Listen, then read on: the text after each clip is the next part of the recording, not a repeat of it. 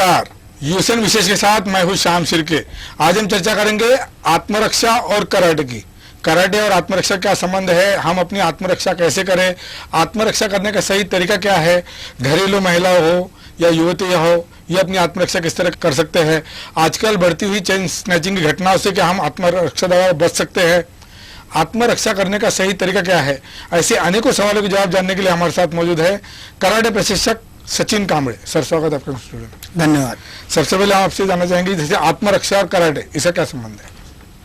Karate यह जो कला है ये युद्ध कला है, लड़ने की कला है जी।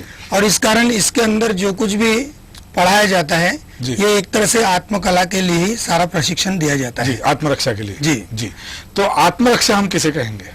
आत्मरक्षा जब स्वयं के जीवित को किसी प्रकार का खतरा हो, जी। अपने आप पर शारीरिक रूप से यदि हमला हो रहा हो तो उससे बचने के लिए जो बचाव का तरीका अपनाया जाता है उसे हम आत्मरक्षा कहेंगे। अगर हम कराटे को और आत्मरक्षा को जोड़ के देखें तो कराटे में आत्मरक्षा का क्या स्वरूप है। हाँ, कराटे में आत्मरक्षा का स्वरूप इस प्रकार से है कि जो चीजें सिखाई जाती है उसमें आक्रमण और बचाव दो प्रकार की चीजें होती है। तो बचाव में यदि हम पर हमला हो तो किस प्रकार से बचाव करें, और यदि सामने वाले को यदि घायल करना हो तो किस प्रकार से उस पर आक्रमण करे, ये उसमें होता है। और विशेष तौर पर कराटे में एक काता प्रकार होता है। काता ये अलग अलग कराटे की टेक्निक्स का एक मिलाकर उसे पेश किया जाता है। जिस प्रकार से डांस किए जाते हैं उस प्रकार से वो काता पेश किया जाता है। क्या है? जी नहीं, ये एक प्रकार है। कराटे के दो भाग किए जा सकते हैं। एक तो कुमिते यानी फाइट और दूसरा कात। तो आत्मरक्षा का जो सही तरीका है वो कौन सा है। आत्मरक्षा का सबसे सही तरीका है, जैसे कि मास्टर गिचिन फुनाकोशी ने कहा है कि avoidance is best self defence. मतलब है कि टालना या किसी प्रहार को टालना ये सबसे अच्छा बचाव है। अक्सर शस्त्रों से हमला होने पर हम हाथों से रोकने की कोशिश करते हैं, उसमें घायल होने की संभावना होती है।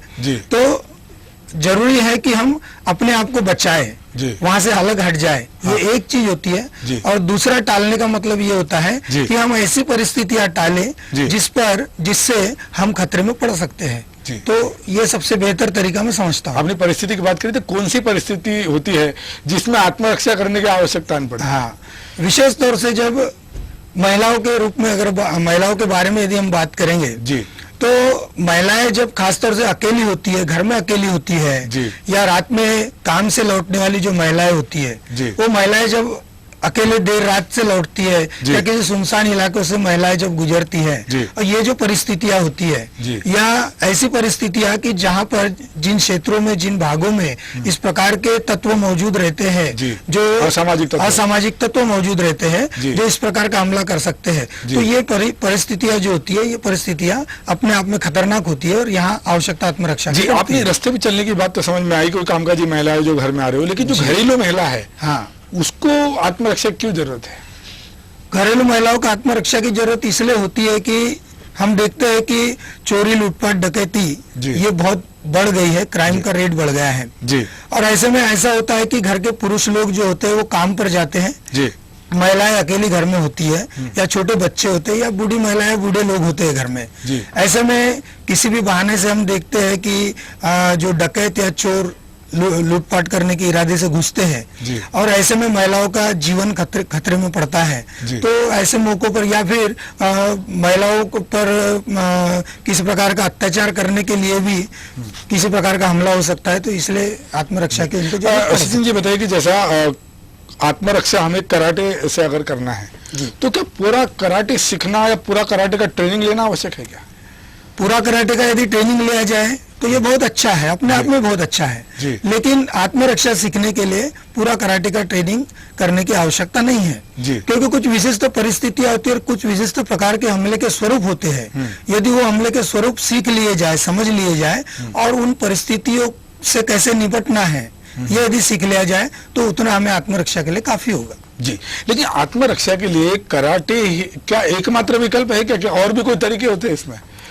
कराटे के अलावा दुनिया में अलग अलग युद्ध कलाएं हैं, जैसा ताइक्वांडो, कुंफू, कैपोएरा, जूडो वगैरह वगैरह ढेर सारे मार्शल आर्ट है, वो भी विकल्प है। पर इसके अलावा दूसरे विकल्प भी हो सकते हैं कि जिस प्रकार से हम उस परिस्थिति के मुताबिक हमारे पास जो कुछ भी साधन है उन साधनों के द्वारा भी हम अपनी आत्मरक्षा कर सकते हैं। जी, मान के चलिए कि मैंने थोड़ा बहुत ट्रेनिंग इसका ले लिया आत्मरक्षा का, और कोई व्यक्ति ने मेरे पे हमला कर दिया, तो वो जो ट्रेनिंग मुझे काम आ गई, मैं उससे बचूं। लेकिन ऐसा परिस्थिति हो कि एक से अधिक व्यक्ति ने हमला कर दिया हो, तो क्या ऐसी स्थिति में भी क्या हम अपनी आत्मरक्षा कर सकते हैं? बिल्कुल कर सकते हैं, क्योंकि कराटे का ट्रेनिंग इस प्रकार का होता है कि एक से ज्यादा लोग, चाहे एक हो या एक से अधिक लोग हो, उन परिस्थितियों से भी कैसे निपटना है, उस परिस्थिति में भी अपना बचाव कैसे करना, इसका प्रशिक्षण कराटे में दिया जा सकता है, दिया जाता है, और इसलिए निश्चित रूप से एक से अधिक लोगों से निपटा जा सकता है। जी, मान के चलिए कि जो हमलावर है उसके हाथ में अगर हथियार है, जी, तो हथियार उसके पास है, हम तो निशस्त्र है। ऐसे में ये जो आत्मरक्षा की कला है, क्या हथियार वाले व्यक्ति से हमारी रक्षा कर सकती है? जी, निश्चित रूप से। जी, कराटे की कला, ये इसको कराटे कहा जाता है। उसका अर्थ होता है कि खाली हाथ से किया जाने वाला युद्ध। खाली हाथ से किया जाने वाला युद्ध इसलिए सीखा जाता है कि हर समय आदमी शस्त्र लेकर नहीं घूमता, और उसे अपना बचाव करने की जब नौबत आए तो वो खाली हाथों से, चाहे शस्त्र क्यों न हो सामने वाले व्यक्ति के हाथ में, तब भी अपने आप को बचाया जाए। तो निश्चित रूप से शस्त्रधारी व्यक्ति के खिलाफ हम कराटे का अच्छा उपयोग आत्मरक्षा के लिए कर सकते हैं। तो क्या आत्मरक्षा जो है कराटे में केवल बिना हथियार से ही की जा सकती है कि और तरीका भी है कोई?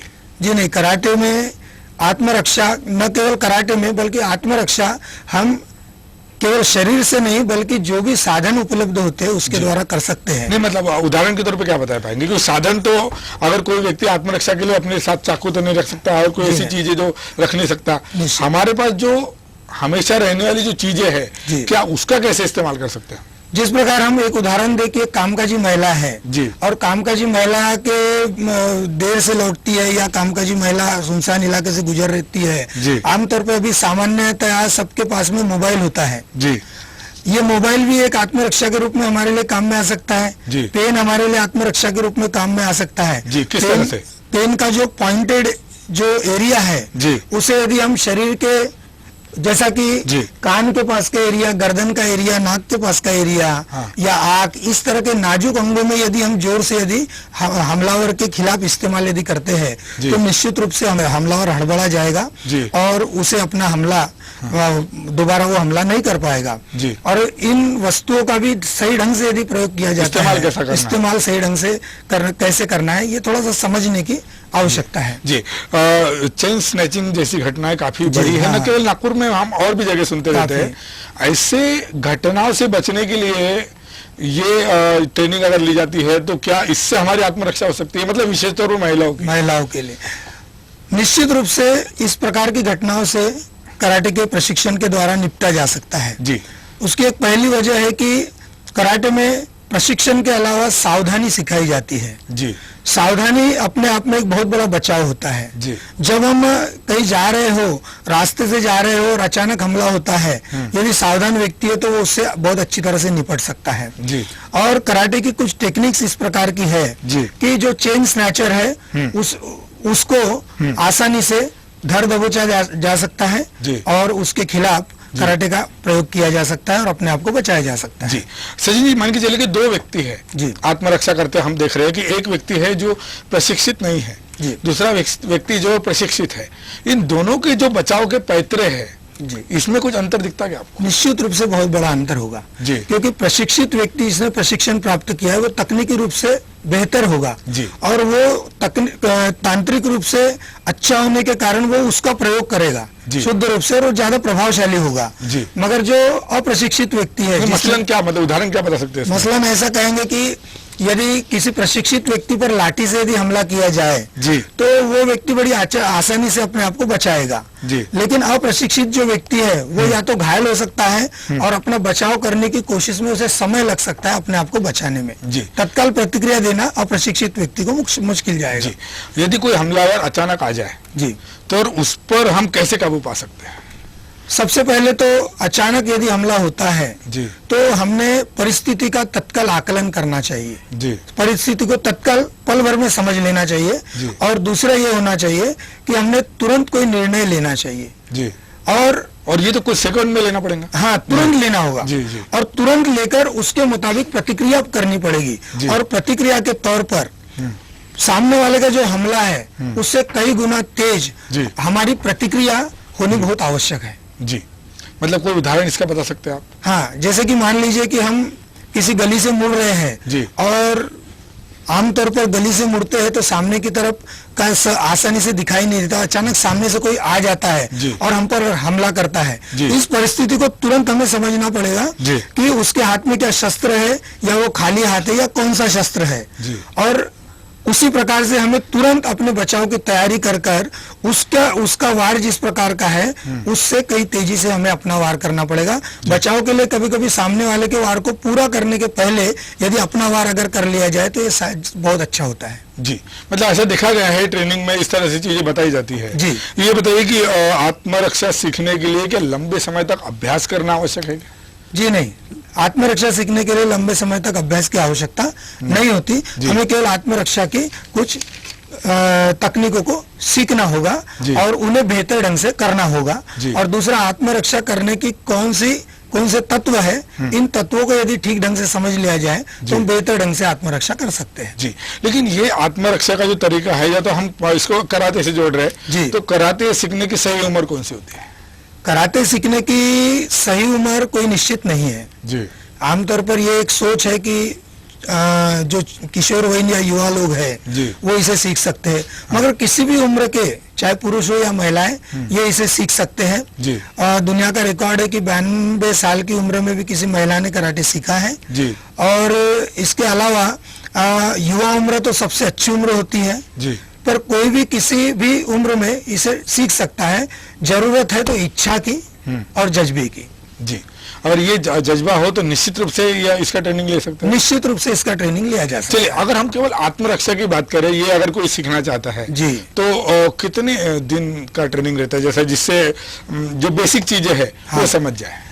बेसिक चीजें समझने के लिए कम से कम 1 महीने का प्रशिक्षण लेना आवश्यक है। जी। इतनी देर में वो जितनी चीजें पता सीखेगा प्रशिक्षण लेने वाला व्यक्ति, उससे उसको न केवल तंत्र अच्छी तरह से आएगा, बल्कि उसे किस प्रकार से अपनी आत्मरक्षा किन परिस्थितियों में करनी है ये भी उसे सीखने मिलेगा। कम से कम 1 महीने का समय क्रैश कोर्स के जैसा उसे लिया जा सकता है। जी, यहाँ लेते एक छोटा सा ब्रेक, और ब्रेक के बाद ही चर्चा जारी रहेंगे। आप बने रहे हमारे साथ।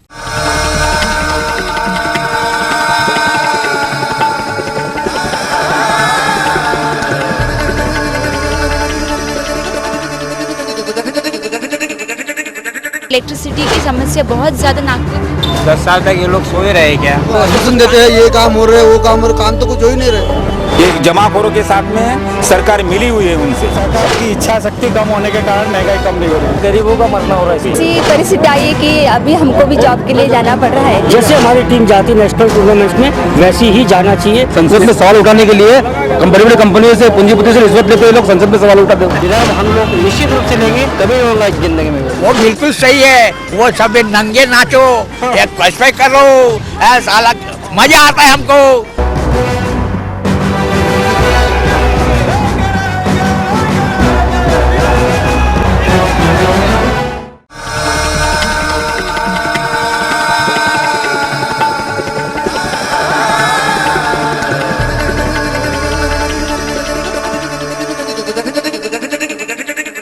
ब्रेक के बाद यूएसएन विशेष में आपका फिर से एक बार स्वागत है। आज हम चर्चा कर रहे हैं आत्मरक्षा और कराटे की, और हमारे साथ मौजूद है कराटे प्रशिक्षक सचिन कांबळे। सर, ब्रेक के बाद आपका फिर से एक बार स्वागत है। धन्यवाद। ये बताइए कि मानसिक स्थिति की अगर हम बात करें, कोई अगर हम पे हमला कर देता है तो उस समय हमारी मानसिक स्थिति किस तरह होनी चाहिए? जब कोई हमला करता है तो सबसे पहले तो आमतौर पर कोई भी डर जाता है। जी। हमें सबसे पहले डरना नहीं है। जी। हमें अपने मन को स्थिर रखने की कोशिश करनी है। वो एक कठिन काम है मगर अभ्यास से आता है। जी। दूसरा कि उसके अलावा सामने वाले व्यक्ति का आकलन करने की हमने कोशिश करनी है। जी। और इस प्रकार से यदि हम अपने आप को स्थिर रखते हैं स्थिर रखकर यदि सामने की परिस्थिति को हम देखते हैं जी तो निश्चित रूप से बड़ी आसानी से हम अपनी आत्मरक्षा कर सकते हैं, अपना बचाव कर सकते हैं। लेकिन फिर भी आप बताइए कि मन का डर निकालने के कोई तरीके है क्या, कोई टिप्स है क्या, हाँ, जो कम से कम लोग सुन पाए, समझ पाए। जी मन से डर निकालने का सबसे बढ़िया तरीका होता है कि जो परिस्थितियां आती है जी उसको सबसे पहले बेहतर ढंग से उसका सामना करें। जी हमारी बचपन से एक प्रवृत्ति होती है कि जब मुश्किलें आती है तो हम उस पर उसको पीठ दिखाते हैं। जी इसके कारण ऐसा उसे होता मुंह है, मोड़ लेते मुंह हैं। मोड़ लेते हैं या जी, पीठ जी, दिखाते हैं। जी। और इस कारण ऐसा होता है कि जब ऐसी परिस्थितियां बनती है जी। तो हम डर जाते हैं और फिर से हम उससे मुंह मोड़ने की कोशिश करते हैं, भागने की कोशिश करते हैं। जी सबसे बेहतर ये होता है कि ऐसी परिस्थितियों को फेस करें, ऐसी परिस्थितियों का सामना करें। जी दूसरा कि अपनी आकलन शक्ति, जैसा कि मैंने इसके पहले भी उल्लेख किया कि अपनी आकलन शक्ति को बढ़ाने की, परिस्थिति को समझने की जो शक्ति है उस शक्ति को बढ़ाने की कोशिश ये करें। चीजें के ट्रेनिंग में बताई जाती है क्या? जी हाँ। जी दूसरा, एक सोच को अवश्य बनाए रखना चाहिए जी। कि किसी भी परिस्थिति से मैं निपट सकता हूँ या मैं निपट सकती हूँ। आत्मविश्वास। महिलाओं के मामले में जी। ये जो आत्मविश्वास है, जी। इस आत्मविश्वास को हमेशा अपने जीवन में बनाए रखना चाहिए। जी, जी। हमारे निगेटिव सोच के कारण कि मैं नहीं कर सकता, जी। उसके कारण अक्सर हम असफल हो जाते हैं। जी जी अचानक अगर हमला हो जाता है फिर कैसी प्रतिक्रिया होनी चाहिए हमारी? अचानक यदि हमला होता है तो हमने परिस्थिति को आकलन करके उस हमले का जिस गति से हमला होता है उसी गति से जवाब देना बहुत आवश्यक होता है। जी। उस गति में या उस तेजी में या उस चपलता में हम कहीं कम नहीं पड़े, इसका ध्यान रखना बहुत जरूरी होता है। जी मान के चलिए कि हमलावर जो है वो भी प्रशिक्षित है, तो ऐसे इसमें क्या हम अपनी आत्मरक्षा कर सकते हैं क्या? ये बहुत बहुत अच्छा सवाल है और बहुत इंपॉर्टेंट सवाल है। जी। हमलावर जब प्रशिक्षित है, हाँ। उस समय थोड़ा सा कठिन हो सकता है। जी। हो सकता है वो हमसे बेहतर हो, बिल्कुल। मगर यदि हमने मन के संतुलन को कायम रखते हुए उसका सामना यदि ठीक प्रकार से किया जी और सही तकनीकों का उपयोग किया जी तो हम निश्चित रूप से उससे भी बच सकते हैं। नहीं, महिलाओं के संदर्भ की अगर बात करें तो हाँ। उनको आत्मरक्षा सिखाना एक तो सही है क्या, क्या ये आसान है क्या? सबसे बड़ी बात आत्मरक्षा सीखना वैसे मुश्किल नहीं है, जी क्योंकि कराटे की टेक्निक जैसा कि हम सिखाते हैं, कराटे की टेक्निक, उसका अभ्यास एक अपने आप में अलग चीज होती है। आत्मरक्षा का अभ्यास थोड़ी सी अलग चीज होती है। जी। जिस कठिनाई से कराटे का अभ्यास किया जाता है, आत्मरक्षा का उतनी कठिनाई से अभ्यास नहीं किया जाता, जी। इसलिए थोड़ा सा आसान हो जाता है। जी। पर हाँ, परिश्रम तो हर काम में है, जी। इसलिए इसमें भी परिश्रम निश्चित रूप से है। जी तो क्या महिलाएं ये कर सकती है?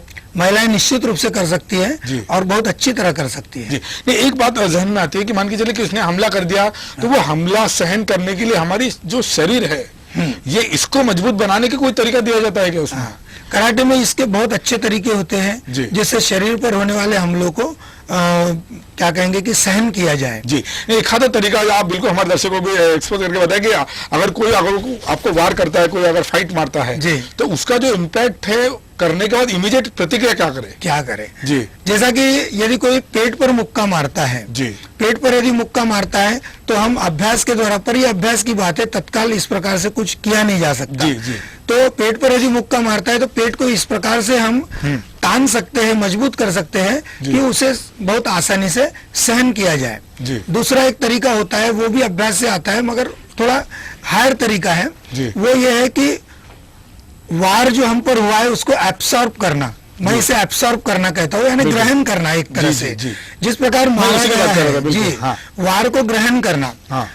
यदि हमें कोई मारता है और हम उसका मन पर यदि प्रभाव कर लेते हैं कि मुझे मार पड़ी है तो उसका दर्द ज्यादा होता है। जी। मगर मुझे कोई फर्क नहीं पड़ता, ये सोच बनती है, तब हमें लगता नहीं है, हम आसानी से सहन कर जाते हैं। जी। इसके अभ्यास के द्वारा जब हम आगे बढ़ते हैं हाँ। तो जो वार होते हैं वो किसी न किसी प्रकार से ग्रहण किए जा सकते हैं और इस प्रकार से अपने शरीर को तकलीफ होने से बचाया जा सकता है। मान के चलिए कोई प्रशिक्षित व्यक्ति है मगर शरीर से कमजोर है जी। और हमलावर जो है वो थोड़ा सा शरीर से मजबूत है, जी। ऐसी स्थिति में क्या वो व्यक्ति अपना बचाव कर सकता है? निश्चित रूप से कराटे का प्रशिक्षण या इस प्रकार का कोई भी प्रशिक्षण जी। कमजोर व्यक्ति को मजबूत बनाने के लिए है। हाँ। और अपने से बलशाली जो व्यक्ति है, हाँ। यदि वो किसी प्रकार से हम पर हमला करता है या किसी प्रकार से हम पर अत्याचार करता है तो उससे बचने के लिए कराटे निश्चित रूप से है। जी अगर हमलावर का आप ये भी जरूर बताएं कि कौन सा शरीर का अंग होता है जहां पर लक्ष्य करना चाहिए आत्मरक्षा करने वाले ने? जी, खासतौर से इसका उपयोग कमजोर व्यक्तियों के लिए बहुत उपयोगी है। जी। हमारे शरीर के बहुत सारे अंग होते हैं जो बहुत नाजुक होते हैं। जी। मसलन हम कहेंगे कि पुरुष जनेंद्रिय, जी। तो ये बहुत नाजुक होता है। यदि एक किक का प्रहार कर दिया जाए या घुटना मार दिया जाए जी। तो वो व्यक्ति कितना भी ताकतवर हो वो दोबारा नहीं उठेगा। जी। जैसा कि आंख होती है, जी। बहुत सहजता जिसने प्रशिक्षण नहीं लिया है जी। वो सिर्फ आंख में उंगली डालकर भी अपना बचाव कर सकता है। सामने वाले यदि किसी लड़की को किसी ने पकड़ा है, उसे बचाना है और सामने वाले व्यक्ति की आंख में यदि उंगली जोर से वो मार दे या उंगली डाल दे, हाँ। तो उसे अपनी आंख देखनी पड़ेगी, इतना दर्द उसे होगा, उसे उसको छोड़ना पड़ेगा। इस प्रकार जैसा गला होता है, कान होता है, पेट होता है, ये नाजुक अंग होते हैं। इन अंगों पर हम बड़ी आसानी से प्रहार कर सकते हैं। जी। छोटे बच्चे हैं मान के चलिए, तो क्या वो कराटे सीखकर अपनी आत्मरक्षा कर सकते हैं?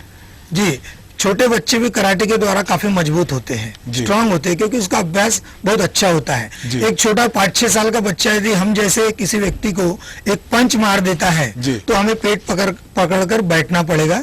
इतनी 5 साल का बच्चा? जी हाँ, 5 या 6 साल का, तब भी वो पेट पकड़ मारे यदि तो पेट पकड़कर उसे बैठना पड़ेगा।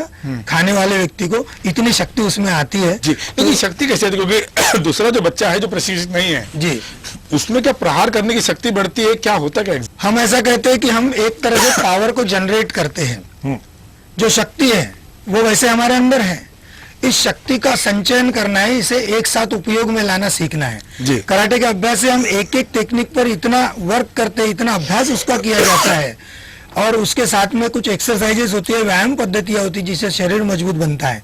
इन लगातार अभ्यास के द्वारा और व्यायाम करने की पद्धतियों को अपनाने के द्वारा व्यक्ति इतना मजबूत होता है कि एक छोटा सा बच्चा भी बहुत स्ट्रांग साबित हो सकता है।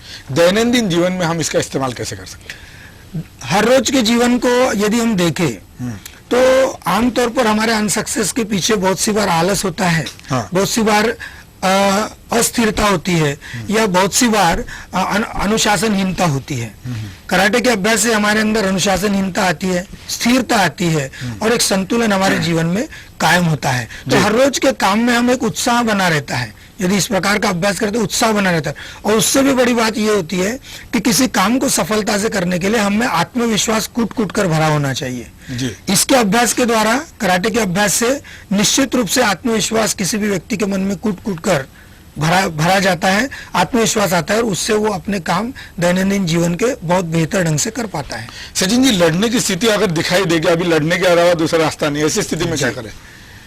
सबसे पहले तो जहां तक हो सके तो लड़ने की स्थितियां टाले, क्योंकि लड़ना किसी भी व्यक्ति के लिए अच्छा नहीं होता। बिल्कुल। क्योंकि चाहे हम हो चाहे दूसरे हो, जो भी घायल होगा तकलीफ तो उसे होनी है, जिस भी प्रकार की होनी है।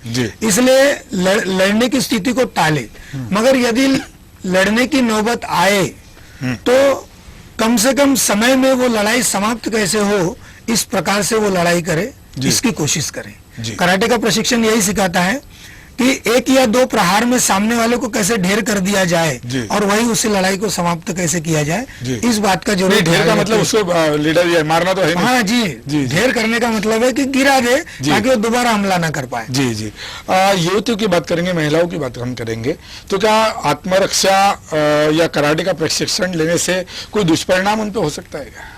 निश्चित रूप से कोई दुष्परिणाम नहीं होते, बल्कि अच्छे परिणाम होते हैं। बहुत सी बार एक आम सोच है कि भाई युवतियां खासतौर से इसका अभ्यास करेगी तो कुछ बुरे असर इन पर हो सकते हैं, विशेषकर शारीरिक रूप से। मगर ऐसे कोई असर नहीं होते, बल्कि उन्हें उसका फायदा होता है। आमतौर पर महिलाएं नाजुक किस्म की होती है या बचपन से उन्हें उस प्रकार से समझाया जाता है कि वो नाजुक है। कराटे के अभ्यास से उनका शरीर मजबूत होता है और भविष्य में शारीरिक रूप से होने वाली परेशानियों से बचने में शारीरिक विकास की अगर बात करें उसमें कोई रुकावट आती है क्या? इसमें कोई रुकावट नहीं आती, बल्कि उनका योग्य और संतुलित शारीरिक विकास होता है। क्योंकि कराटे एक व्यायाम पद्धति है, बेहतर व्यायाम से शरीर मजबूत होता है और शरीर के विकास में उसका निश्चित रूप से बहुत अच्छा उपयोग होता है। और युवा अवस्था में विशेष रूप से अगर हम विचार करें तो व्यायाम की या इस प्रकार के अभ्यास की, चाहे पुरुष हो चाहे महिला हो, उन्हें आवश्यकता होती है उनके शरीर के विकास के लिए, तो निश्चित ही इसका फायदा होता है। अभी तो हम बात कर रहे थे कि शारीरिक हमले की बात कर रहे थे। मानसिक अगर हमला होता है तो ये जो प्रशिक्षण है कुछ मददगार साबित हो सकता है क्या? बिल्कुल। सबसे पहले जैसा कि मैंने कहा कि इस अभ्यास से हमें आत्मविश्वास भरता है। जिस समय व्यक्ति को ये पता हो कि मैं कुछ कर सकता हूँ, मुझ में कुछ क्षमता है, तो तब उस समय वो व्यक्ति उस पर होने वाले किसी भी प्रकार के हमलों का सामना बड़ी सहजता से, बड़ी आसानी से कर सकता है, क्योंकि वो अपनी क्षमता से वाकिफ होता है। आमतौर पर ऐसा होता है कि चाहे कोई व्यक्ति कमजोर हो, चाहे व्यक्ति शक्तिशाली हो, यदि उस पर मानसिक हमले होते हैं तो वो उसकी बड़ी आसानी से प्रतिक्रिया देता है, या शारीरिक रूप से देता है, या मानसिक रूप से देता है, या बोलकर प्रतिक्रिया देता है। कराटे के अभ्यास से हम एक तरह से सहन करना सिखाते हैं, जी, पेशेंस सिखाते हैं, संयम सिखाते हैं। इससे मानसिक बल बढ़ता है, मनोबल बढ़ता है, और मानसिक बल बढ़ने के कारण इस प्रकार की परिस्थितियों का बड़ी आसानी से सामना किया जा सकता है। लेकिन जैसा आपने बताया कि जो फिजिकल ट्रेनिंग, जो आप पहले कुछ पैतरे बताते हो, लेकिन ये जो है एक प्रकार से काउंसलिंग है, मतलब एक प्रकार से जैसा भी आप सहन शक्ति बढ़ाओ, तो इसके लिए कुछ अलग से क्लासेस होते हैं कि वही जो कोच है जो आपको कराटे पढ़ा रहा है वही इस बात का भी ट्रेनिंग देता है? इसमें कराटे के प्रशिक्षण में इस प्रकार की पद्धतियां है कि जिसके कारण ये पेशेंस बढ़ता है। क्योंकि एक उदाहरण के तौर पर ऐसा कहेंगे कि एक खड़े रहने की पोजीशन है, उसे हम किबादाची कहते हैं, स्टांस है एक खड़े रहने का। इसमें खड़े रहकर कोई विद्यार्थी अभ्यास कर रहा है, कुछ देर बाद उसमें उसके शरीर में दर्द होना शुरू होता है, या लगातार उसने 100 पंच किए, 50 पंच किए हैं, या 50 किक की है, तो दर्द होता है। मगर टीचर तो रुकने देने वाला नहीं है, टीचर उसकी क्षमता को बढ़ाना चाहते हैं। तो ऐसे में उससे लगातार करते रहना पड़ता है, उसी पोजीशन में उसे बने रहना पड़ता है, और वो इसकी शिकायत भी नहीं कर सकता। और इस प्रकार की जो पद्धतियां है, इसके कारण एक तरह से एक मानसिक मजबूती कायम होती है। हम थोड़ी देर पहले चेन स्नैचिंग की बात कर रहे थे कि बहुत सी जो ऐसी महिला हो जिनकी उम्र 45, 50, 55, 60 इस तरह की महिलाओं के साथ ज्यादातर ये घटना देखी गई है। ऐसे में ये महिला जिसकी उम्र 50 साल से ऊपर भी है, क्या एक नौजवान से अपनी आत्मरक्षा कर सकती है? इस उम्र की बात कर रहा हूँ मैं। जी, कराटे के प्रहार की जो पद्धतियां है, ये प्रहार इतने घातक है, ठीक ढंग से यदि अभ्यास किया जाए तो केवल एक प्रहार किसी के लिए भी काफी होता है। यदि इस प्रकार की कोई चीजें अगर चाहे 50 की महिला हो, चाहे 60 की हो, यदि वो सीखती है और अपने आप को बचाती इस प्रकार का प्रहार करती है, तो निश्चित रूप से वो अपने आप को बचा सकती है। दुनिया में ऐसे बहुत अच्छे उदाहरण भी है। यानी कहीं ना कहीं हम कंक्लूड करेंगे कि ये आत्मरक्षा के लिए वो कराटे एक खेल का दर्जा एक अलग विषय है, मगर कराटे को हम आत्मरक्षा के रूप में अपनाएं तो हम अपने जीवन को भय मुक्त निश्चित रूप से कर सकते हैं, या किसी मदद व्यक्ति को अगर जरूरत हो तो हम उसको हेल्प कर सकते हैं। सचिन जी, आपने यहाँ पर आके हमें जो जानकारी दी, यूसीएन परिवार का सबका धन्यवाद। Thank you very much. धन्यवाद। तो ये थे कराटे प्रशिक्षक सचिन कांबळे। आपको कराटे संबंधी या आत्मरक्षा संबंधी कोई जानकारी चाहिए तो हमें फोन कीजिए 66333956 या 66333957। आपके द्वारा भेजे गए कुछ सवाल या कोई आपकी समस्या हो तो हम कराटे प्रशिक्षक सचिन कांबळे जी तक जरूर पहुंचा देंगे। तो मिलते हैं अगली बार किसी नए मेहमान और नए विषयों के साथ। आप देखते रहिए यूसीएन न्यूज। नमस्कार।